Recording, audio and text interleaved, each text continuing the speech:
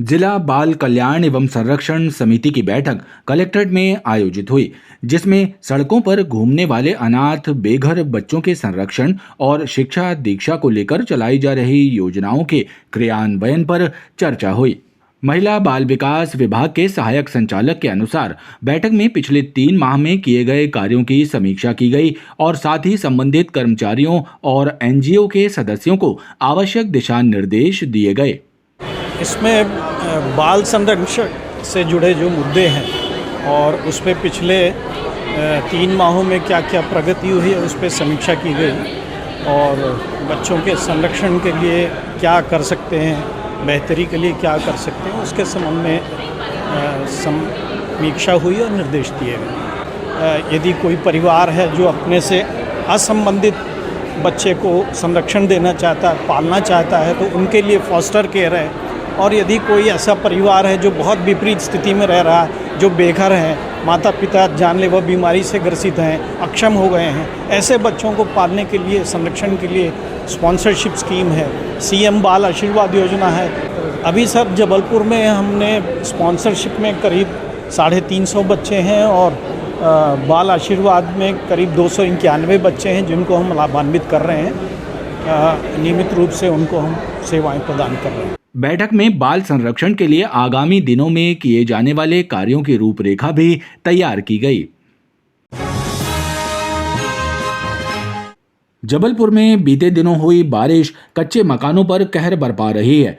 बारिश से बीते दिनों कई इलाकों में कच्चे मकान गिरने से लोगों के जान माल को नुकसान पहुंचा, तो वहीं अब भी जर्जर हो चुके कई कच्चे मकान लोगों के लिए खतरा बने हुए हैं। रानीताल उजारपुरवा गली नंबर 4 में राजेश राव पाटिल और उनके दिव्यांग भाई महादेव राव पाटिल कच्चे मकान में निवास कर रहे हैं। महादेव राव हाथ और पैर से दिव्यांग हैं। उनके मकान की छत पूरी तरह जर्जर होकर गिरने की कगार पर है। बारिश के कारण छत पर लगी बल्लियां टूटकर गिरने की हालत में हैं। ऐसे में किसी भी दिन कोई गंभीर हादसा घटित हो सकता है। जर्जर हो चुके कच्चे मकान में दिव्यांग महादेव राव अपने भाई के साथ खतरे के साए में जीवन गुजार रहे हैं। पीड़ित परिवार और इलाके के लोगों का कहना है कि दोनों की माली हालत बहुत खराब है। ऐसे में उन्हें प्रशासन से मदद की दरकार है।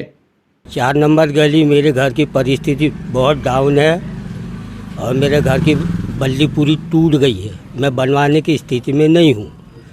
क्या मेरा एक हाथ टूटा भी है, पैर भी विकलांग है और कमर से भी विकलांग हूँ मैं। कितने लोग रहते हो आप लोग यहाँ? सिर्फ 2 लोग रहते हैं। एक छोटा भाई रहता है रमेश राव पाटिल और महादेव राव पाटिल। छोटा भाई चटाई बेचता, वो भी कभी धंधा होता कभी नहीं होता। कुछ प्रशासन से मदद मिल जाए तो अच्छी बात है। ये 2 भाई हैं, बहुत गरीब हैं। एक भाई अपंग है और है तो काम धंधा कुछ कर नहीं पा रहे हैं। मकान कुछ सरकार से इनको कुछ मदद मिल जाए। अभी पानी बरसात रहा इतना तो वही में बल्ली टूट गई है और अंदर ही रहते हैं ये भाई को, और जगह ही नहीं है। यहाँ परिचय में थोड़ा सा जगह है, वहाँ बैठे रहते, पूरी रात बैठ के काटते हैं। बहुत ज़्यादा नुकसान होने का डर है। आप मदद करो सरकार को, हम और उनकी तरफ से। खास बात यह है कि बारिश की वजह से पीड़ित परिवार एक तरफ जहां आर्थिक परेशानियों से गुजर रहा है, तो वहीं दूसरी ओर मकान की हालत जर्जर होने और मकान की छत के गिरने की कगार तक पहुंचने से उन्हें दोहरी मुसीबत का सामना करना पड़ रहा है। छावनी परिषद के अंतर्गत गली नंबर 2 में जर्जर भवन की कार्रवाई की गई।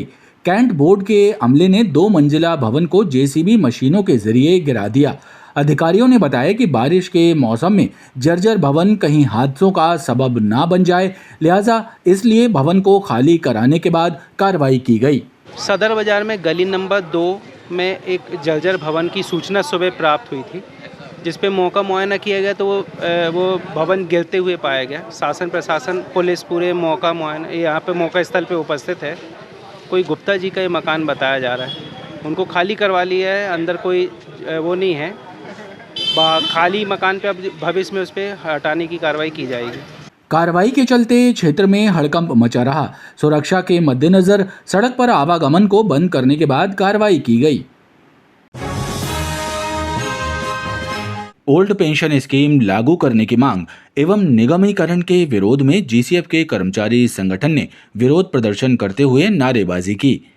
कर्मचारी संगठन का कहना है कि कर्मचारियों की मांगों से उनके द्वारा पूर्व में भी फैक्ट्री प्रबंधन को अवगत कराया जा चुका है, लेकिन प्रबंधन एवं केंद्र सरकार इस ओर ध्यान नहीं दे रही है।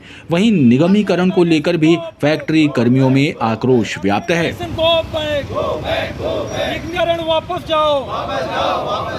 आज हम लोगों ने महाप्रबंधक GCF के माध्यम से रक्षा मंत्री को एक ज्ञापन सौंपा है, जिसमें 3 मेजर्स डिमांड्स है हम लोग के एसोसिएशन का, जो सिड्रा का कॉल था।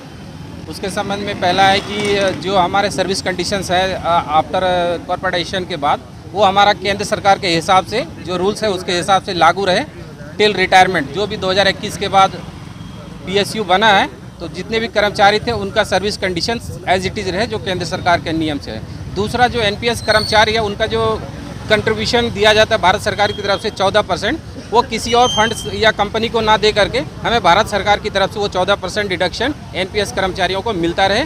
तीसरा है जो कि प्रमोशन रिलेटेड मैटर है, MSCP मिलता है, कैरियर प्रोग्रेशन, वो भी भारत सरकार की गाइडलाइन के हिसाब से मिलता रहे। इस संबंध में हम लोगों ने आज जो है GM के माध्यम से माननीय रक्षा मंत्री को एक ज्ञापन सौंपा।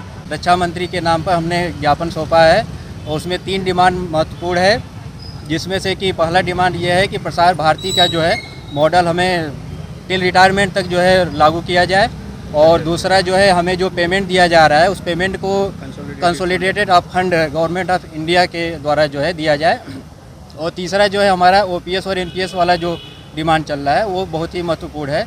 कर्मचारी संगठन ने रक्षा मंत्री के नाम एक मांग पत्र भी फैक्ट्री प्रबंधन को सौंपा है।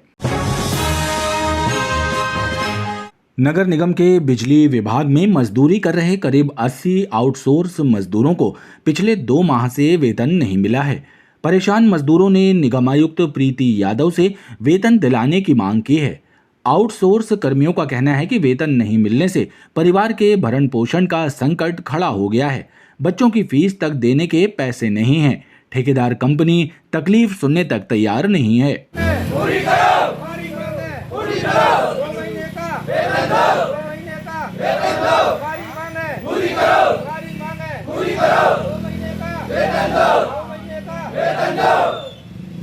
हम लोग प्रकाश विभाग से हैं, और ये अपना सीनियर सिक्योरिटी कौन सा है अपना सिंगल सिक्योरिटी ग्वालियर जो कंपनी है, जो ठेकेदार हैं, तो उन लोगों ने हम लोग की 2 माह से वेतन नहीं हुई है। तीसरा माह रनिंग में है, 8 तारीख हो गई। 8 तारीख और हर माह पेमेंट में ऐसा ही होता है। लास्ट में 25 तारीख 30 तारीख जब हो जाती है, जब पहले महीने की पेमेंट देते हैं। 2 माह से पेमेंट नहीं हुई। अब कुछ लोग तो किराए से रह रहे हैं, तो उनकी भी प्रॉब्लम है। रांझी जोन से हम लाइट विभाग से हैं, प्रकाश विभाग से। आए दिन समस्या रहती है, पेमेंट नहीं होती है, और आए दिन हम लोग को ताने सुनने पड़ते हैं, और बाकायदा टाइम टेबल से काम पे जा रहे हैं, लेकिन पेमेंट नहीं मिल रही है, और आए दिन ऐसा चला आ रहा है। आए दिन खाना पूर्ति करना पड़ती है, यहाँ से वहाँ काम करना पड़ता है, लेकिन पेमेंट नहीं मिल रही है। लेकिन पैसा नहीं मिल रहा तो कैसे चलेगा बताइए आप। आए दिन समस्या हो रही है। इस मामले में कर्मचारी संगठन अजाक्स के पदाधिकारियों का कहना है कि समय पर वेतन नहीं मिला तो आंदोलन किया जाएगा। आउटसोर्स कर्मियों का शोषण नहीं होने देंगे। आज ही मुझे यह विषय पे जानकारी मिली, लाइट विभाग द्वारा ये आउटसोर्सेस कर्मचारी मेरे संगठन में आए, बताए कि 2 महीने लगभग हो गए हैं और तो मुझे वेतन भुगतान नहीं हो रहा है। ये वैसे अत्यंत जोखिम भरा काम करते हैं लाइट का। आज ही मैंने तत्काल माननीय महापौर जी से बात की है, और उनसे लाइट विभाग के लोनारे साहब से बात की, माननीय कमिश्नर साहब से बात की है, तो उन्होंने हम लोगों को आश्वस्त किया है कि आज इनकी सभी कर्मचारियों की पेमेंट करवा दी जाएगी। बहरहाल चर्चा इस बात की भी है कि कुछ ऐसी कंपनियों ने आउटसोर्सिंग के ठेके ले लिए हैं जिनकी क्षमता मजदूरों को समय पर वेतन देने की नहीं है।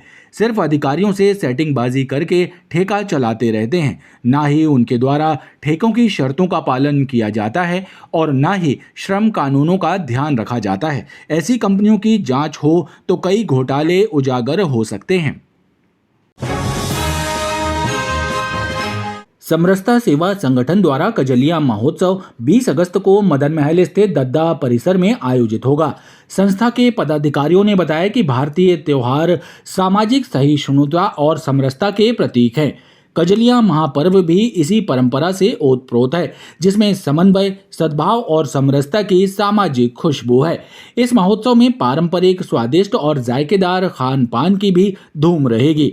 वहीं नृत्य नाटिका, कजरी, आल्हा, लोकगीत गायन सहित पारंपरिक नृत्य की मोहक प्रस्तुति दी जाएगी। आयोजन में बच्चों और महिलाओं के लिए प्रतियोगिता का आयोजन भी किया जाएगा। सब सबको जाने और सब सबको माने के ध्येय को लेकर काम कर रहे समरसता सेवा संगठन और इस वर्ष भी कजलियाँ संस्कारधानी कजलियाँ महोत्सव का आयोजन कजलियों के दिन 20 अगस्त को स्थानीय दद्दा परिसर मदन महल जबलपुर में किया जा रहा है, जिसमें समरसता सेवा संगठन का आग्रह है कि समाज के हर वर्ग के लोग, संस्कारधानी के हर वर्ग के लोग उसमें सम्मिलित हों और उसको व्यापक रूप से सफल बनाएं। और साथ ही साथ हमने इसमें जुड़ाव के लिए युवाओं के लिए, बच्चों के लिए और महिलाओं के लिए भी प्रतियोगिताओं का आयोजन किया है। कार्यक्रम में संतों, महंतों समेत समाज के गणमान्य नागरिक शामिल रहेंगे। कलेक्ट्रेट में राजस्व विभाग की बैठक आयोजित हुई, जिसमें जिले के सभी राजस्व अनुभाग में राजस्व महाअभियान की प्रगति के साथ मुख्य रूप से ई-केवाईसी और खसरा लिंकिंग तथा ई-श्रम कार्ड हितग्राहियों को पात्रता पर्ची जारी करने की समीक्षा की गई। इस दौरान अपर कलेक्टर मीशा सिंह सहित सभी संबंधित अधिकारी मौजूद रहे। और यही 2000 का खेल वहाँ पर भी है और 2 आरे का खेल भी है। सेम इश्यूज है लेकिन प्रोग्रेस भिन्न है। क्यों? कि आप लोगों ने पहले खसरे छाट लिए हैं कि जिनको सबसे पहले हम लोग को निकालते चले जाना है और एंड में जो प्लॉटिंग वाले हैं जो छोटे, बहुत ही छोटे, जिनको नहीं कर सकते उसको फिर आप साइड में कर देते हैं। पर ये काम निपटाने के लिए डेटा की एक्सरसाइज करनी ज़रूरी है। और डेटा की एक्सरसाइज ऐसी बात नहीं है जो इस महाअभियान के शुरू होने के बाद आप पहली बार कर रहे हो। आपके हल्के में कितने खसरे ऐसे हैं जिनको आप लोग उठा सकते हैं, तरमीम करके कंप्लीट कर सकते हैं और जिनको नहीं कर सकते, ये आपको भली भांति पहले से पता है। बैठक में अपर कलेक्टर ने सभी राजस्व अधिकारियों को आवश्यक दिशा निर्देश दिए। जीसीएफ के सतपुला बाजार में अचानक बढ़ाई गई बाजार बैठकी वसूली को लेकर बाजार के 425 से ज्यादा व्यापारियों में रोष व्याप्त है। बाजार में फुटकर दुकानें लगाने वाले व्यापारियों ने बुधवार से बाजार को बंद कर हड़ताल शुरू कर दी है। बाजार के व्यापारियों ने बताया कि जीसीएफ प्रबंधन ने बाजार बैठकी वसूली को निजी हाथों में दे दिया है। ऐसे में ठेकेदार मनमानी वसूली कर रहा है। साथ ही अब ऐसा कहा जा रहा है कि बाजार में व्यापार करने वाले व्यापारियों की दुकानों और स्थान की नपाई की जाएगी और उसके हिसाब से बाजार बैठकी तय कर वसूली की जाएगी। व्यापारियों का आरोप है कि बाजार में ना तो किसी प्रकार की कोई व्यवस्थाएं हैं और ना ही सुरक्षा के इंतजाम। ऐसे में यहां असामाजिक तत्वों का भी डेरा जमा रहता है। व्यापारी और ग्राहक खुद को असुरक्षित महसूस करते हैं। इन सब मुद्दों को लेकर व्यापारी आक्रोशित हैं। मार्केट जो बंद रहेगा जब तक हमारी मांगें पूरी नहीं होगी तो हम लोग बाजार बिल्कुल बंद रखेंगे टोटली। जो भी होगा प्रशासन इसका जिम्मेदार होगा कि जो ठेका है वो हम लोग का ठेका निरस्त किया जाए। ठेका नहीं है, जो पास प्रणाली है वो चालू की जाए। भाई व्यापारी वर्ग इतना ज़्यादा पैसा ये ठेकेदार वसूलेंगे तो वो कहाँ से देंगे? जिसकी बोनी नहीं हो रही है, पानी गिर रहा है, वो 200-250 रुपये कहाँ से देगा? 80 रुपये कहाँ से देगा? जो पैसा यानी पहले हम लोग का 40 रुपये बाजार लगता रहा, अब उसको वो सीधा 80 रुपये कर दिए हैं। उसके बाद वो ये भी बोल रहे हैं कि यानी जगह नाप के वो 80 का 160 भी कर सकते हैं, सब कर सकते हैं। वो अपनी मनमानी कर रहे हैं, अवैध वसूली टाइप के यानी पूरा काम कर रहे हैं। अब यहाँ आदमी जो व्यापारी लोग कमाने आते हैं तो गंवाने थोड़ी ना आएंगे वहाँ कि पैसा सब उन्हीं को दे देंगे तो हम लोग क्या कमाएंगे, क्या खाएंगे, परिवार कैसे चलाएंगे। आज हड़ताल की है आप लोगों ने पूरा? हाँ, आज पूरे हड़ताल किए हैं व्यापारियों ने।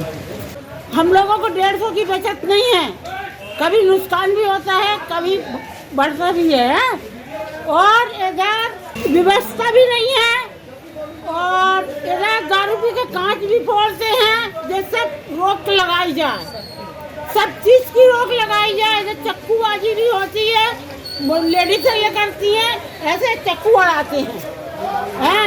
ऑफिस में जाओ बोलने के सिक्योरिटी बुलवा तो वो भी नहीं बुलवाते, सुनवाई नहीं होती है। बाजार के आक्रोशित दुकानदारों का कहना है कि जब तक जीसीएफ प्रबंधन उनकी मांगों को पूरा नहीं करता और बाजार से ठेका वसूली को निरस्त नहीं करता, तब तक व्यापारियों का आंदोलन जारी रहेगा। आरक्षित वर्ग के लगभग 5 दर्जन से अधिक अभ्यर्थियों द्वारा मध्य प्रदेश हाईकोर्ट की डिवीजन बेंच में आधा दर्जन से अधिक याचिकाएं दायर करके ट्राइबल तथा डीपीआई विभागों में की गई प्राथमिक शिक्षक की नियुक्तियों को चुनौती दी गई है। याचिकाकर्ताओं को उनके आरक्षित वर्ग से अनारक्षित वर्ग में परिवर्तित करके उनकी ट्राइबल वेलफेयर विभाग द्वारा संचालित 20 जिलों की शालाओं में पदस्थापना की गई है, जबकि इन याचिकाकर्ताओं ने ट्राइबल विभाग के एक भी स्कूल में चॉइस नहीं भरी थी। वहीं दूसरी ओर याचिकाकर्ताओं से कम मेरिट वाले अभ्यर्थियों को याचिकाकर्ताओं द्वारा चॉइस किए स्कूलों में मनमाने तरीके से पोस्टिंग दे दी गई है। समस्त याचिकाओं की सुनवाई याचिकाकर्ताओं की ओर से पैरवी कर रहे अधिवक्ता रामेश्वर सिंह ठाकुर ने कोर्ट को बताया कि लोक शिक्षण संचालनालय के कमिश्नर द्वारा संवैधानिक तथा आरक्षण नियमों को ताक पर रखकर नियुक्ति आदेश जारी करने के लिए प्रदेश के समस्त जिला शिक्षा अधिकारियों और सहायक आयुक्तों के हस्ताक्षर थे 30 मार्च 2023 से 14 अगस्त 2024 तक जारी कराए गए। कमिश्नर लोक शिक्षण विभाग द्वारा लगभग 2500 से अधिक आरक्षित वर्ग के प्रतिभावान अभ्यर्थियों को उनकी चॉइस फिलिंग ऑप्शन को नज़रअंदाज किया जाकर उनसे कम अंक प्राप्त अभ्यर्थियों को स्कूल शिक्षा विभाग में पदस्थापना दे दी गई। सुनवाई के दौरान डिवीजन बेंच ने सुप्रीम कोर्ट के फैसलों को रेखांकित करते हुए अंतरिम आदेश जारी कर कमिश्नर डीपीआई से जवाब तलब किया है। इस मामले को लेकर के प्रारंभ में याचिका दायर की गई थी। सिंगल बेंच ने इसमें डायरेक्शन दिया था ट्राइबल वेलफेयर डिपार्टमेंट और इसको स्कूल एजुकेशन डिपार्टमेंट को, तो जो माननीय सुप्रीम कोर्ट द्वारा दिशा निर्देश दिए गए हैं उसके अनुक्रम में इनका केस स्क्रूटनी करके एग्जामिन करके और अप्रोप्रिएट पोस्टिंग दी जाए। तो इन्होंने एक रिजेक्शन ऑर्डर निकाल दिया कि चूँकि हमारा नियम है और नियम के आधार पर मैंने पदस्थापना दी है और जो इनकी चॉइस का स्कूल चाहिए, क्योंकि चॉइस का school a matter of right एक क्लेम नहीं कर सकते। जब एक पिटीशनर द्वारा पिटीशन में आए तो इस पिटीशन की आज सुनवाई माननीय मुख्य न्यायमूर्ति की बेंच में लिस्टेड था, जिसमें माननीय न्यायमूर्ति द्वारा गंभीरता से इस प्रकरण पर तर्क सुनने के बाद में पाया कि जो स्कूल शिक्षा विभाग द्वारा पोस्टिंग की गई है ये नियम विरुद्ध तरीके से की गई है और इसमें सैकड़ों ऐसे मेरिटोरियस स्टूडेंट हैं SC ST OBC और EWS कैटेगरी के कि जिनको उनकी चॉइस के आधार पर पोस्टिंग नहीं दी गई है और उनको अनारक्षित वर्ग में कन्वर्ट कर दिया गया है। और जो स्कूल उन्होंने चॉइस किए थे उन स्कूलों में उनसे कम नंबर वालों की पोस्टिंग कर दी गई थी। तो इस मामले को लेकर के माननीय न्यायालय द्वारा महाधिवक्ता कार्यालय से जो उपस्थित हुए थे नाराज़गी जताई और जो जजमेंट सुप्रीम कोर्ट का है वो खुली कोर्ट में उनसे वाचन भी कराया गया और एक कहा कि आप 15 दिन के अंदर इस पॉइंट पे स्पेसिफिक जवाब कोर्ट में दाखिल करें कि पोस्टिंग के दौरान क्यों नहीं आपने सुप्रीम कोर्ट की गाइडलाइन फॉलो की है। रसूखदार राजनीतिक कार्यकर्ताओं और नेताओं के दबंगई के मामले कम होने का नाम नहीं ले रहे हैं। ताज़ा मामला सर्वपल्ली राधाकृष्णन वार्ड का है, जहां पार्षद पति ने अपने साथियों के साथ मिलकर एक दलित युवक की तालिबानी तरीके से पिटाई कर दी। मारपीट का वीडियो सोशल मीडिया पर वायरल हो रहा है। पीड़ित परिवार ने घटना की शिकायत हनुमानताल थाने में दर्ज कराई है। पीड़ित परिवार का कहना है कि बीच सड़क पर बिखरी निर्माण सामग्री को हटाने की मांग करना उन्हें महंगा पड़ गया। घर में घुसकर मारपीट की गई। पंखा डालने गए थे हम काम से आने के बाद, मेरे पिताजी बोले कि पंखा डाल जाओ। हम पंखा डालने गए रहे, लौटते समय बहुत मारे सर। कौन कौन मारा? बाबू सोनकर खड़े होकर मरवाया, 4 ठो मुंडा लेके आ रहा है उधर से, चांद मारी साइड से। कौन है बाबू सोनकर? ये पार्षद थे, सूरकुटी रविदास नगर राधा कृष्ण बाट। कौन पार्षद के पति है? माधुरी सोनकर। तो पति है। वायरल वीडियो पुलिस अधिकारियों तक भी पहुंच गया है, जिसके चलते पुलिस ने पार्षद पति राजेश सोनकर उर्फ बाबू के खिलाफ एफआईआर दर्ज कर मामले की जांच शुरू कर दी है। उक्त वीडियो थाना हनुमानताल क्षेत्र का है। उसमें अमन चौधरी की रिपोर्ट पर बाबू उर्फ राजेश सोनकर व अन्य के खिलाफ मारपीट का प्रकरण इसमें दर्ज कर लिया गया है, विवेचना की जा रही है। मामला भाजपा कार्यकर्ताओं से जुड़ा होने के कारण कांग्रेस भी हरकत में आ गई है। कांग्रेस कार्यकर्ताओं ने आरोपियों की जल्द गिरफ्तारी की मांग की है। सर्वपल्ली राधाकृष्णन वार्ड में पार्षद पति द्वारा युवक से की गई मारपीट का मामला जल्द ठंडा होता दिखाई नहीं दे रहा है। इस मामले में नगर कांग्रेस कमेटी के सदस्यों ने पुलिस कप्तान के नाम एक शिकायत पत्र अधिकारियों को सौंपा है, जिसमें मांग की गई है कि दलित युवक के साथ मारपीट करने वाले भाजपा नेताओं के खिलाफ सख्त कार्रवाई की जाए और मामूली धाराएं लगाकर मामले को रफा दफा करने की कोशिश न की जाए। घटना में घायल युवक अमन चौधरी को साथ में लेकर पहुंचे कांग्रेस कार्यकर्ताओं ने पुलिस अधिकारियों को युवक के जख्म भी दिखाए, साथ ही चेतावनी दी कि आरोपियों को यदि जल्द गिरफ्तार नहीं किया गया तो तीव्र आंदोलन किया जाएगा। किस तरीके से एक पार्षद पति क्षेत्र में अपनी दबंगियत स्थापित करने के लिए एक गरीब मजदूर को मारता है, और सिर्फ इस बात के लिए मारता है कि वहाँ पर कुछ निर्माण का सामग्री रखी थी, उसमें इस गरीब का पैर पड़ जाता है। वहाँ उसके साथ मारपीट होती है। जब वे अमन चौधरी अपने घर जाता है, 20 साल का बच्चा जब वो अपने घर जाता है तो पार्षद पति बाबू सोनकर और उसके साथी उसको घर से निकाल के मारते हैं। पूरे क्षेत्र में एक आतंक की स्थिति बनाते हैं। ये उसके हाथ में फ्रैक्चर है, इसकी पीठ में गहरे गहरे घाव हैं। उसके बाद जब हम लोगों ने दबाव बनाया तो पुलिस ने महज 2-3 मामूली धाराएं लगा के आरोपी को छोड़ दिया। वह आरोपी 10 मिनट भी थाने में नहीं बैठा। ऐसी घटना अगर कोई और के द्वारा की जाती तो वह आरोपी आज जेल में होता। राजनीतिक दबाव के चलते इस गरीब को न्याय नहीं मिल रहा है। आज हम लोगों ने यहाँ पर एसपी के नाम एडिशनल कलेक्टर महोदया को ज्ञापन दिया है। पुनः विवेचना करके अगर गंभीर धाराएं लगा के आरोपी को जेल नहीं भेजा जाता है तो समूची कांग्रेस पार्टी कानून व्यवस्था के खिलाफ सड़कों पर उतरेगी। फिर चाहे हमें एसपी कार्यालय का घेराव करना पड़े, फिर चाहे हमें थाने का घेराव करना पड़े, मगर इस पीड़ित की लड़ाई को हम अंतिम क्षण तक लड़ेंगे। किसने आपके साथ मारपीट करी और बाबू सोनकर सर, हमको फ्री में मारे। हम पंखा लेके गए थे अपने घर से, थोड़े से मसाला में पैर पड़ गया था, बहुत मारे सर। पहले उधरी मारे, फिर घर से निकाल के घसीट के मारे। हमको न्याय चाहिए सर। कांग्रेस कार्यकर्ताओं ने आरोप लगाया कि शहर की कानून व्यवस्था लगातार बिगड़ती जा रही है, लेकिन जिम्मेदार अधिकारी इस ओर ध्यान नहीं दे रहे हैं। मझगवां थाना अंतर्गत कुम्ही खुर्द गांव में मंगलवार की देर रात एक कार अनियंत्रित होकर बरगी नहर में गिर गई थी। इस घटना में कार सवार 2 युवक शकील शाह और अंकित यादव नहर के बहाव में बह गए थे। इन युवकों की तलाश के लिए बुधवार को सुबह से पुलिस और एसडीआरएफ की टीम द्वारा नहर में सर्चिंग अभियान चलाया गया। एसडीआरएफ की टीम ने दोनों में से एक युवक अंकित यादव का शव नहर से बरामद कर लिया है। पुलिस और एसडीआरएफ की टीम देर शाम तक मोटर बोट के जरिए दूसरे युवक शकील की तलाश में जुटी रही, लेकिन उसका शव बरामद नहीं हुआ।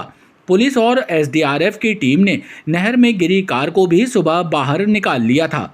पुलिस अधिकारियों ने जानकारी देते हुए बताया कि आधारताल निवासी शुभम विश्वकर्मा मंगलवार को अपनी कार से ग्राम सिंगुली में रहने वाले अपने मामा अजीत विश्वकर्मा के घर जा रहा था।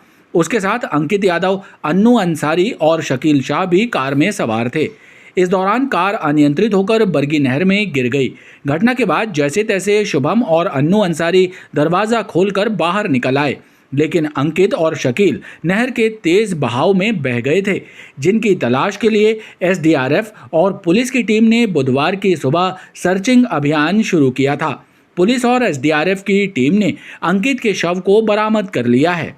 थाना मझगवां क्षेत्र में कल रात में एक कार से जबलपुर 4 निवासी शुभम विश्वकर्मा जो थे वो अपने मामा के यहाँ ग्राम सिंगुली जा रहे थे कि उनकी कार अनियंत्रित होकर नहर में गिर गई, जिसमें शुभम विश्वकर्मा और अन्नू अंसारी तो निकल आए।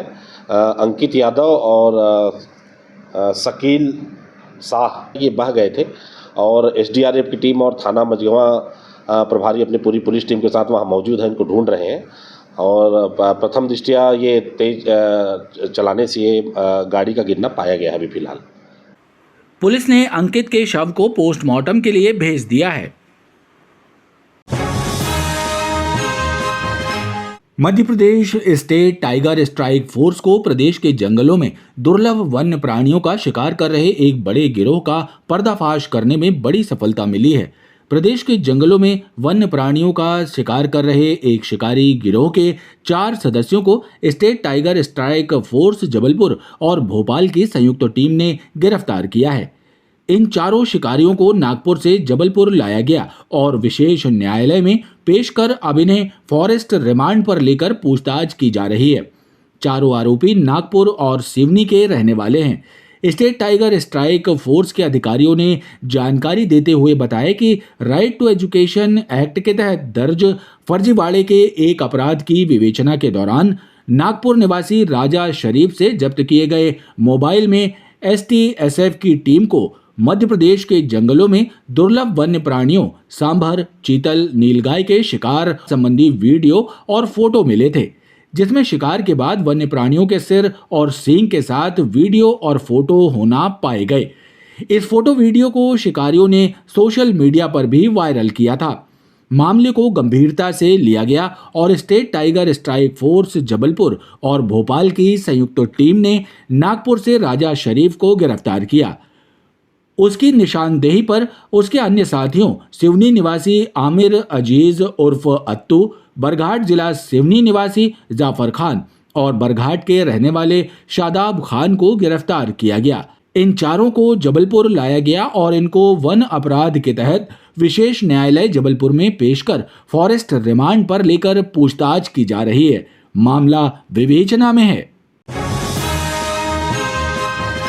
ओमती थाना अंतर्गत रसल चौक के पास देर रात एक बाइक सवार सड़क हादसे का शिकार हो गया। घटना में घायल हुए बाइक सवार को मेडिकल कॉलेज अस्पताल ले जाया गया, जहां उसकी मौत हो गई। ओमती पुलिस ने मर्ग कायम कर मामले को जांच में लिया है। पुलिस ने घटना की जानकारी देते हुए बताया कि मृतक का नाम निखिल वर्मा है, जो हरियाणा अंबाला के रहने वाले हैं। निखिल जबलपुर में एक कंपनी में मैनेजर के पद पर कार्य करते हैं। बताया जाता है कि मंगलवार की रात निखिल चौथा पुल की ओर से अपनी बाइक लेकर निकले थे। जबलपुर अस्पताल के पास उनकी बाइक रोड डिवाइडर से टकरा गई, जिससे वो घायल हो गए। घटना की जानकारी मिलते ही उनके साथी मौके पर पहुंचे और उन्हें अस्पताल ले गए, लेकिन डॉक्टर्स ने उन्हें मृत घोषित कर दिया। ये जबलपुर हॉस्पिटल के सामने एक्सीडेंट हुआ है रात, और ये जॉब करते थे HVAC कंपनी में, मैनेजर थे रैंक पे। कल रात्रि में थाना ओमती क्षेत्र में जबलपुर हॉस्पिटल के सामने एक मोटरसाइकिल सवार डिवाइडर से टकरा गया था और बाद में इलाज के दौरान इसकी मृत्यु हो गई। इसका पता जो है, नाम पता निखिल वर्मा अंबाला के रहने वाले थे, HSBC कंपनी में काम करते थे और एक्सीडेंट में आई चोटों के कारण की मृत्यु हुई है। मर्ग पंजीबद्ध कर लिया गया है और आगे इसमें जांच की जा रही है। पुलिस ने मृतक निखिल के शव का पोस्टमार्टम करवाया है और मामले में मर्ग कायम किया है। पुलिस घटना की जांच कर रही है और पुलिस ने मृतक के परिजनों को भी हादसे की जानकारी दे दी है।